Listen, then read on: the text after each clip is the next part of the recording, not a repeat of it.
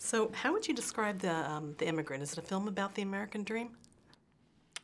Well, the immigrant's about the American dream and how it's something that it's not a magic elixir. It's not a pill you take that makes you feel better in the morning. It's something that is there and present and real, but you have to kind of work for it.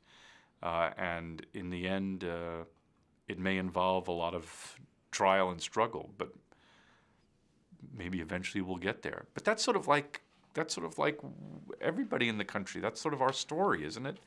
We haven't actually gotten there. We're trying to get there. I understand. Do you think that this is something, an immigrant's tale that a lot of people can relate to?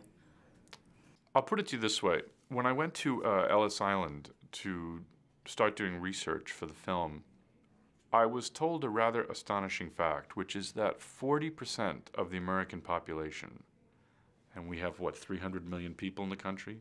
40% of them have a direct descendant that went through Ellis Island. And if you realize that number was what? That makes like 120, 130 million people? Like, that's crazy.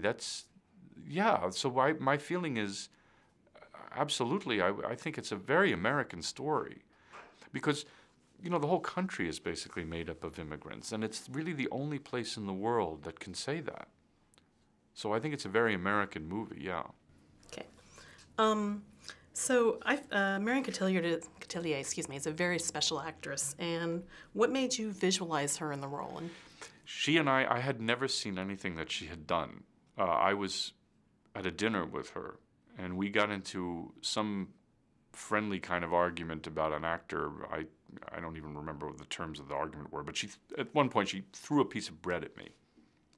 I said, I don't know who this person is, but she's great looking in a kind of very silent movie way with these big expressive eyes, and she threw bread at my face. So that's good. That means she has a will, and she's a very quiet person, but also a real power about her that she wouldn't get pushed around. So I wrote the movie for her basically based on that little exchange. I liked her enormously. And it's interesting because the woman is the protagonist in this one. That's right. Well, I felt that I was very tired. I was very tired of macho gunplay and that kind of thing, and I was anxious to explore an emotionality and an empathy which didn't rely on macho posturing. And so that was really the reason I started thinking about a female protagonist. It's also a very operatic conception, opera, like Puccini and Verdi would do it all the time, so why not steal from the best? I agree.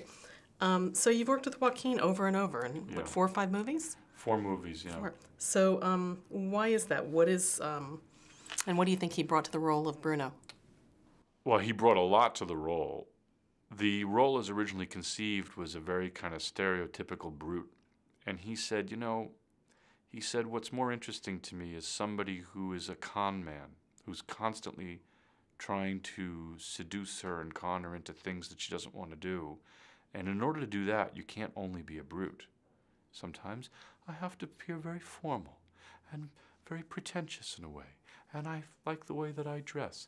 And I'm very nice to her. And I give her the choice. And at other times I'm incredibly cruel. But it's all a manipulation to get what I want. And I thought, well, that's better than anything that I had written. And that goes to why I've worked with him as much as I have, because he's a ferociously intelligent person, and he has an incredible emotional awareness. And people like that, actors like that, don't grow on trees.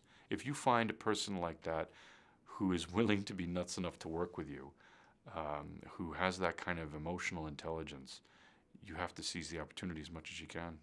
I understand. What about Jeremy Renner? Oh, he's a fantastic actor. I didn't know Jeremy when I wrote the movie. I had seen his work and admired it very much, particularly in Dahmer and in Hurt Locker. But I found that he had a kind of well, first of all, even on just the basis of what kind of actor he is, he's a fantastic actor. I mean, that's a guy who's capable of making the most awkward moment, line, anything work. Very intelligent, as very good actors always are, and he's tender and wonderful and charismatic, but not in a hackneyed kind of male model way. There is a danger about him, And it's not so certain that he's the knight in shining armor. In some respects he is. But we also know that he's got his flaws. He's a gambler and a drunk. So I thought that, as a character, of course, so I thought that Jeremy was able to convey all of that complexity. What are some of the challenges between being both the writer and the director? It's a good question. It's a huge challenge because you don't have objectivity about what you write.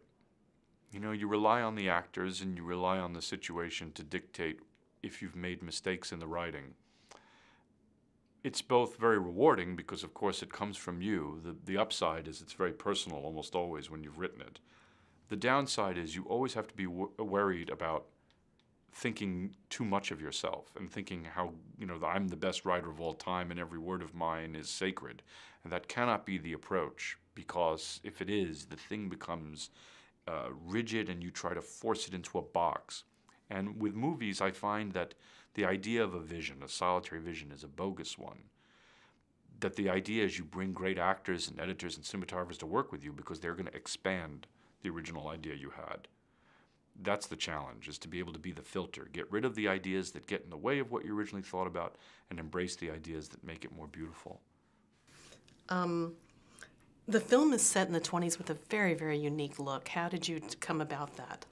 A lot of it is based on the history of the period. I'll give you an example. If you contemplate New York life circa 1920, 1921 when the film is set, you have to realize that practically all of the heat that was provided in all the homes, for example, was gathered by burning coal and wood. So the air quality was probably pretty horrendous.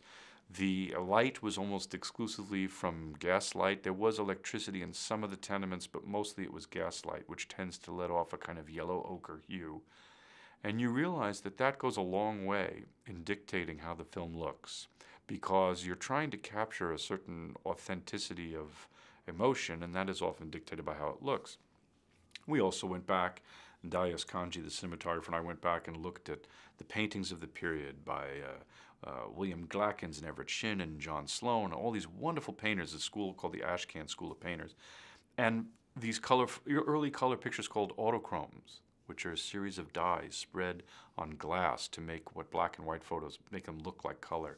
So we used all of this as the kind of inspiration for how the film would look. It's in some ways not your classic American dream. That's true. And I'm curious, will that surprise people maybe? I don't know. It's a good question you ask, because that comes from a personal place. You know, my grandparents came to the United States through Ellis Island in 1923, and my memory of them telling me stories, practically all of which wound up in the movie, by the way, was not, I came to America and it was great, with a big smile. It was more like I came to America and it was very difficult. And there are things that are great about being here, but there are also things I miss about where I had to leave, because that's where I was born, and I miss culturally from where I've come. So to me, the American dream had like I said, it's not fake, it's not bogus, it's not a bogus idea, but at the same time, it's not a simple notion. It's not about wish fulfillment. Will it surprise people? In a way, I hope not. In a way, I hope it feels like a certain truth to them. But maybe it will, because it's certainly not what we see usually, I think. Did you have a good time working with the actors you chose? Yeah, amazing. I mean, in a way, it was too much fun, because there are times in the film where I had to cut just at the last moment, because after that someone would be laughing. I mean, I find that people do great work with you if they are under incredible stress and worry about being fired every second, or if it's like a party. And I feel like if that's true, why not just have it be like a party? So the sets of my films have tended to be a lot of fun, and this was, in some cases, unfortunately, no exception. I mean, Joaquin and Jeremy certainly got along very well, and there was a lot of pranksterism on the set. I can only imagine. Thank you very much. Thank you.